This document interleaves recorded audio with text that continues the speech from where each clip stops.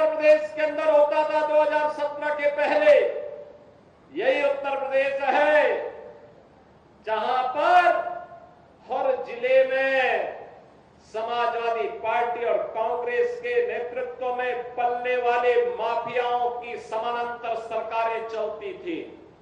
लेकिन 17 के बाद एक एक करके माफिया कहां चले गए ये भी आप सब जान रहे हैं।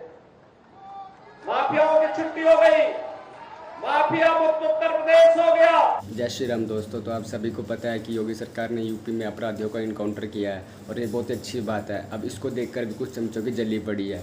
आज की डिबेट भी इसी पर आधारित है और बहुत ही रोमांचक और फनी होने वाली है। चलिए देखते हैं।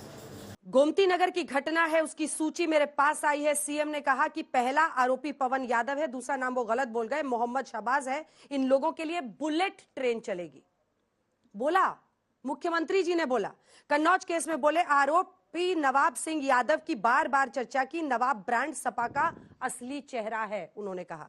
अयोध्या केस पर कहा आरोपी मोहित खान का उन्होंने बार बार नाम लिया। जब मुख्यमंत्री MY ऐसा साफ दिख रहा है, सिद्धार्थ यादव जी ऐसा साफ दिख रहा है कि वो टारगेट कर रहे हैं, वो आरोप लगा रहे हैं कि इसी वजह से आपकी पुलिस ने बाकियों को तो पैर में गोली मारी, मंगेश यादव की का एनकाउंटर में मौत हो गई। देखिए अंजना जी, अगर अयोध्या की घटना में मोहित खान था और कन्नौज की घटना में कोई यादव था तो क्या चुप हो जाएगा? नहीं बोलें, क्योंकि वो उस जाति और वोट बैंक के लिए हमारी नजर टिकी हुई है। शायद अपीसमेंट के लिए हो सकता है कि हमको वहां से वोट लेना है, तो अपराधी को देख करके छोड़ दें। इस घटना में तो फुकरान भी था और अरबाज भी था। इसी घटना में हम तो हाथरस का आरोपी का नाम जानना चाहते हैं। वो तो मुख्यमंत्री साहब ने कभी नहीं सब आरोपियों के नाम बताएंगे। कब बताएं? मैं इसी घटना मैं बिल्कुल इससे शुरू करता हूं और मैं उस तक जाऊंगा। इसी घटना में जहां पर ये मंगेश यादव का नाम ले रहे हैं, उसमें एक अरबाज भी था और फुरकान भी था। उनको तो नहीं मारा गया, तो आप ये कह देंगे कि अल्पसंख्यकों को नहीं मारा जाता, यही कहेंगे ना? क्या इस आधार पर देश चलेगा? अगर आप लोग, अगर देश की तीसरी सबसे बड़ी पार्टी, देश के सबसे बड़े प्रदेश का पूर्व मुख्यमंत्री अगर अपराधियों की जाति देख करके बताए और यह कहे कि हमारी पुलिस जाति देख करके मारती है, किसको मारती है? जाति देख करके नहीं मारती है, कानून देख करके मारती है, वो अपराध को देख करके मारती है। आप लोग जाति देख करके बचाने का काम करते हैं। इसीलिए जब कोई अयोध्या में होता है तो आप DNA की मांग करते हैं। हाँ। जब कोई कन्नौज में होता है तो आप ये कह देते हैं कि वो लड़की रात को नौकरी लेने गई थी। आप तब नहीं कहते। अगर वो अपराधी किसी और जाति का होता तो क्या आप उस लड़की से प्रश्न पूछते? क्या आप DNA की मांग करते?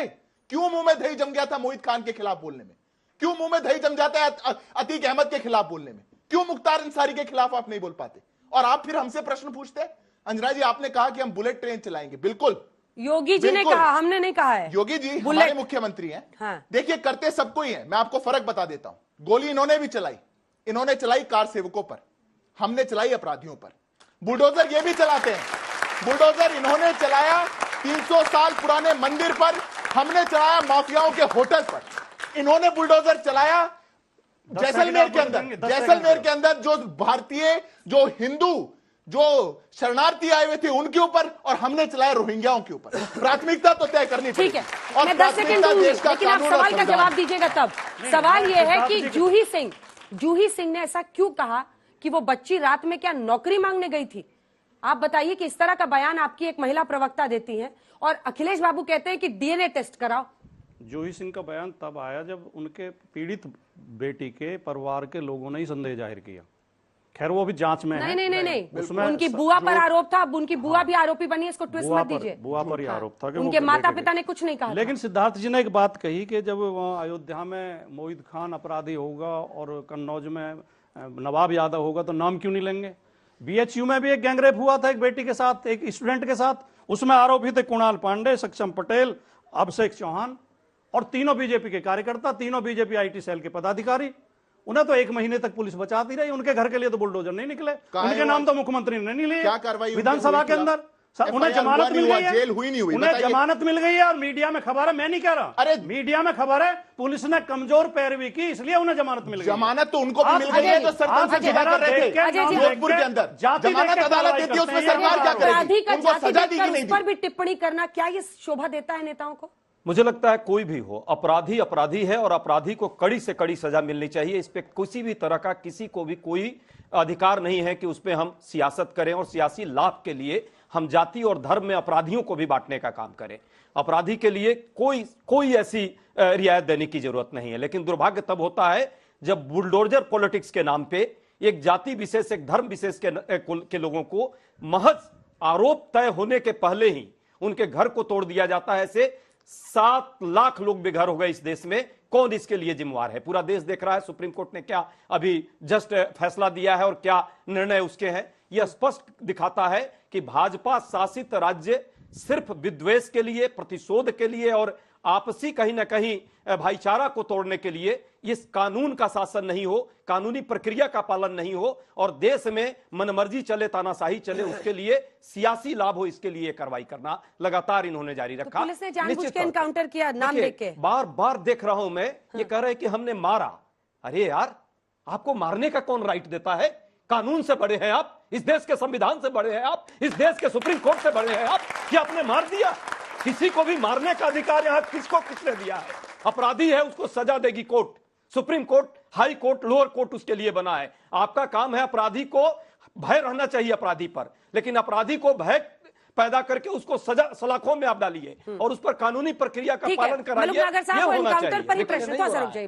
10 सेकंड सिर्फ लास्ट। यदि इतना भय आप पैदा करना चाह रहे थे बुलडोजर पॉलिटिक्स से लेकर के इनकाउंटर पॉलिटिक्स तक, तो एनसीआरबी का डाटा है, मेरा नहीं, भारत सरकार का डाटा है। उत्तर प्रदेश सभी अपराधों में आज शीर्ष पर है। आखिर क्यों है? जब इतने बड़े बुलडोजर बाबा से लेकर और बुलडोजर मामा तक पैदा हुए हैं मध्य प्रदेश में, क्यों मध्य प्रदेश जो है महिलाओं के अपराध के लिए आज भी दूसरे नंबर पर है? क्यों हरियाणा में बेटियां जो है बिलख रही हैं, रो रही हैं और उनको न्याय नहीं मिल रहा है? यह दिखाता है कि भाजपा को सिर्फ सियासत करनी है, किसी अपराधी से कोई लेना देना। जवाब दीजिए। वो कह रहे हैं कि अपराध कम ही नहीं हो रहा, तो ये एनकाउंटर और बुलडोजर किस काम का?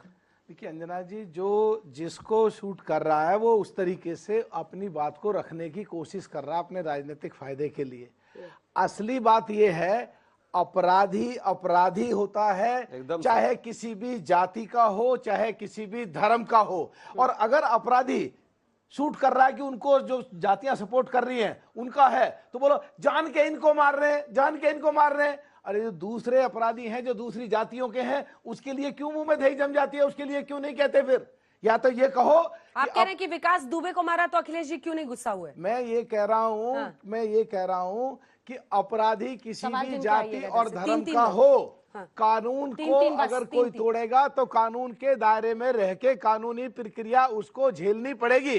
और अंजना जी एक चीज और, बुलडोजर भाई, ये बात जरा कानून से संबंधित है। बुलडोजर कहते हैं, बुलडोजर बाबा, बुलडोजर मामा के ये तोड़ दिया, वो तोड़ दिया। असली बात ये नहीं है। असली बात है कि अगर कोई अपराधी है और उसके घर की जांच करी जाए या उसके बिल्डिंग की जांच करी जाए और उसमें अवैध निर्माण है और वो कानून के दायरे में रह के स्वीकृत करके नहीं बनाया गया है, तो वो नोटिस में आ गया है, वो ढाना पड़ेगा। पर हम खत्म करो, हम इस चीज के पक्षधर हैं कि कानून के हिसाब से चलना चाहिए, चाहे बुलडोजर हो चाहे एनकाउंटर हो। और बुलडोजर अगर कानून में किसी को अपराधी है और उसके माँ बाप का घर है और वो कानूनी रूप से स्वीकृत है, तो मुझे ऐसा लगता है कि गुमराह करके भटकाने की कोशिश करते हैं, उसको ढाया नहीं जाता और वो ढाया जाना भी नहीं चाहिए। चलिए ठीक है, जवाब दीजिए। छोटा जवाब दे देता हूं। एनकाउंटर आप कैसे कर सकते हैं? आप कैसे बुलेट ट्रेन चला सकते हैं किसी पे? आप कैसे बुलडोजर किसी पर चला सकते हैं आरोपी होने पर? पहली बात तो अंजना जी, हम सब जानते हैं एनकाउंटर को चाह के नहीं करता, मुठभेड़ होती है उसके बाद एनकाउंटर होता है। 200 एनकाउंटर हुए हैं, 17 पुलिस वाले भी मारे गए। कभी पूछी उनकी जाति? कभी जाकर के पूछा किसी से? जो पुलिस वाले शहीद हो जाते हैं ड्यूटी करते हुए, उनकी जाति याद नहीं आती, उनको नहीं पूछा गया। पर जो आरोपी, जो हिस्ट्री शीटर है, जिसमें 10 FIR चल रही है, 1 लाख का इनाम है, वो बंदूक लेके सामने खड़ा है, तो उपाध्याय जी जाएंगे और कहेंगे ओ ये वाली जाति वोट कर रही है, रुक जाइए भैया, मत चलाइए गोली, खा लीजिएगा आप, पर आप मत चलाइएगा। ऐसे प्रदेश नहीं चलता। आपके समय पे ऐसे ही चलता था, इसीलिए जंगल राज था। आपके समय पे ऐसे ही चलता था, उपाध्याय जी और यादव जी का नहीं है। आपके समय पे ऐसे ही चलता था, इसलिए रेप सबसे ज्यादा होता है। मैं आपके बीच में बोला था। दूसरी बात, रही बात बुलडोजर की, कहा जाता है कि जाति धर्म देख के चलाया जा रहा है, बिल्कुल नहीं चलाया जाता। पर ये विकास दुबे इनको नहीं दिखता, श्रीकांत त्यागी इनको नहीं दिखता, रणबीर भाटी इनको नहीं दिखता। मैं नाम बता सकता हूं। अरे हमारी सरकार ने खुद मंत्री के घर पे बुलडोजर चलाए। जो जिसका इलीगल एक्शन होगा, जिसका इलीगल इंक्रोचमेंट होगा, उसके खिलाफ बुलडोजर चलेगा। उपाध्याय जी, आप बीच में बोलते हैं, अंतिम जवाब दीजिएगा।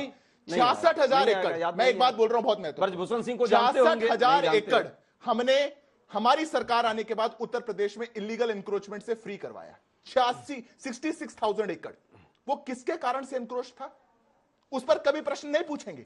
वो किसकी जमीन है? वो आपकी और हमारी जमीन है, टैक्स पेयर्स की जमीन है। आप सरकारी जमीन पर, गरीबों की जमीन पर, दलित, शोषित, वंचित की जमीन पर इलीगल कंस्ट्रक्शन चलाएंगे, माफियाओं का कब्जा उसमें करवा देंगे, और हम बोले ना, फिर यहां पे खड़े होकर के कहेंगे जाति धर्म देख करके चलाया जा रहा है।